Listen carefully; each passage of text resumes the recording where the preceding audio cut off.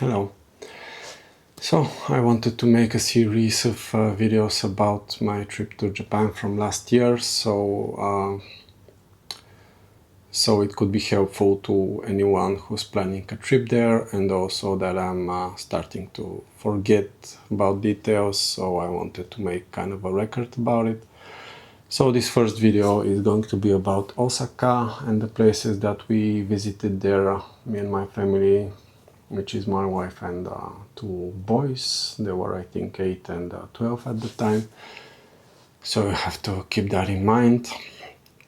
And of course, I'm going to throw in some pictures to help visualize the places. The places that I'm going to be talking about are probably the most famous places in Osaka, but hopefully it's going to help with something at least. So the first place is Shinsekai. It's an area in Osaka famous for its Tsutenkaku Tower and restaurants, shops, and I guess souvenirs and stuff. Yeah, it's a great area, great atmosphere, very retro-futuristic. I liked it a lot. We stayed nearby. It's a bit of a sketchy area around Shinsekai, so I'm not sure if I can recommend staying, but it's definitely worth visiting. We had our first meeting with the local cuisine and takoyaki and gyoza and some grilled meat we had there, and it was our first encounter with Japan, and it was like a fairy tale, to be honest, just landing and going to Shinsekai in the evening. So yeah, it was pretty amazing. I'll share some photos. So yeah, I would definitely recommend going there. So the next place on my list is Universal Studios in Japan. So people that are interested in going there probably already know everything about the place, but I guess I can share some of my experience. Something that's very important is that you need to get, of course, tickets in advance, but I also recommend getting express passes, especially if you're going with kids. So you can go to some more rides and visit the more famous rides. You know about the Nintendo World parties with restricted access unless you get tickets for rides there, at least for most of the time. So yeah, instead of going there at 7 a.m. and running to Nintendo World, you can just get express passes. Keep in mind that the express passes are pretty expensive, and the good ones run out quick, so you have to be on the website and just try to get them for the dates that you want to go. What we used were passes with 4 rides. It was the Harry Potter ride, Mario Kart, a choice between Hollywood Dream and Flying Dinosaur, and some specialty one which was Spy X Family that we couldn't go to because the waiting it overlapped with our next ride, so we just dropped our places and went to Harry Potter. Harry Potter was a good ride. I'm not a fan of the movies or the books, but the ride was great. Also all of the other rides as well. I'm kind of we were originally going to go to the Flying Dinosaur, but we decided not to because it looked very scary, and we did the Hollywood Dream, which was also very scary, so I guess Flying Dinosaur would have been a bit too scary, so we picked that one. We also did the Jaws ride, which was very entertaining, even though a bit old. And yeah, we visited Nintendo World. Mario Kart was good, not great. It was a bit slow, but the atmosphere was great.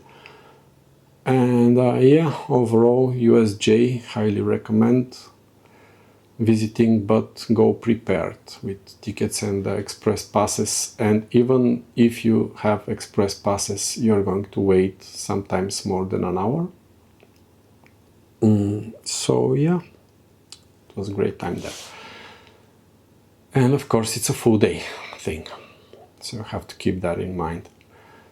Next, for Osaka, I can talk about the aquarium. It's a famous aquarium, probably the most famous one in Japan. I know that at the time of its opening, it was the biggest aquarium in the world. It's not anymore. It's probably the third, I think. Anyway, it's a great time there. It's like 2 or 3 hours to go through the whole place. It's very interesting. It's clean. The animals look like they're taken care of, and they're not abused. They're not in small places and stuff like that. Well, maybe except for some of the smaller ones. Yeah, anyway, the kids had a great time there, and if you have an interest in aquariums, you should definitely visit. Something worth mentioning is that there is a shopping market outside of it, with stores and souvenirs and I guess food. And yeah, you can get some very good souvenirs there, so I recommend visiting it and leaving at least half an hour for the market. There's a big Ferris wheel there, and I know that there is some sort of a Legoland right next to it, but we didn't visit. Yeah, we had some ramen there as well, which is really nice. Also, I should mention that the aquarium is in the same area as USJ, but you shouldn't do them in the same day, because USJ is a whole day thing. Okay, so what next I can talk about? I have a list here. Okay, let's talk about the expo, which is not happening anymore, so you cannot include it in your plans, but I can share my thoughts about it. I was very excited for the expo because we didn't plan for the expo, but I heard that it's going to happen, and it looked great in advertising and stuff like that, so I really wanted to go there, and we did go there, but unfortunately there was some negative experiences related to not being able to visit the best pavilions, which is, I guess, familiar to anyone who's been there. So we didn't win almost anything from the lotteries. We won Gundam Pavilion, so we got there, but not much else. We were able to visit the China Pavilion just by waiting in line. And yeah, of course the pavilions were great just looking at them from the outside, and the whole experience was, of course, once in a lifetime, so I don't regret going, but there was some stress related to the lotteries, which is, yeah, I guess it's a Japanese thing, but yeah, not great. Okay, so what else do I have about Osaka? You can see my dogs behind. Yeah, Umeda. So it's Umeda Station, the area around Umeda, and of course the Umeda building. So let's start with the building. For sure, it's an office building, really, but the view is great. The building itself is great and worth going to. And yeah, I recommend going to Umeda and go to the observation deck up top. We were there at sunset, so we got some great views. We had some trouble finding the entrance and finding our way to the top. We ended up at some office space at one time, but yeah, we went back and we were able to figure it out. Around Umeda, of course, the station is very popular and famous, and if you're using the Shinkansen, you have to go there. But yeah, while you're there, you should visit the Umeda building. You should also visit the Parco shopping malls, which are nearby. They have the official stores for what we were interested in was Nintendo, Capcom, some, I guess, anime, manga stuff there as well. So it's probably the most famous malls. And yeah, that's pretty much it about Umeda.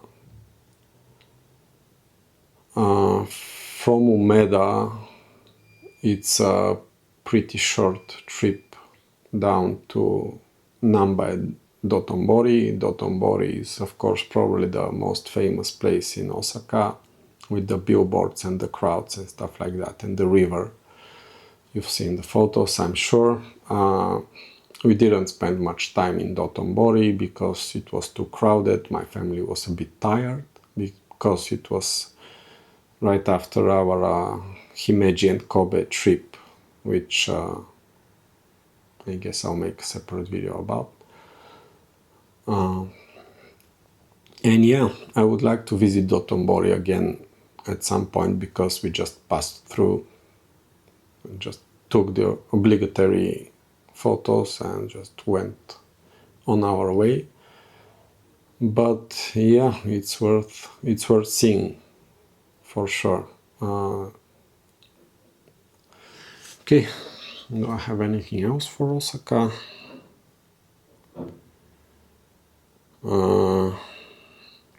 Yeah, I wanted to mention the Osaka airport, which is really amazing. I mean, it's an artificial island with a bridge connecting it to the city, and from it I took what I consider the best, my favorite train in Japan, the Nankai Express. You're going to see it. Yeah.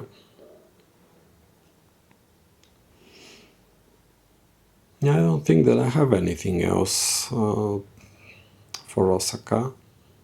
So I'll see you in the next video. I'm going to make next videos about Kobe and Himeji and Arima Spa Village. So stay tuned.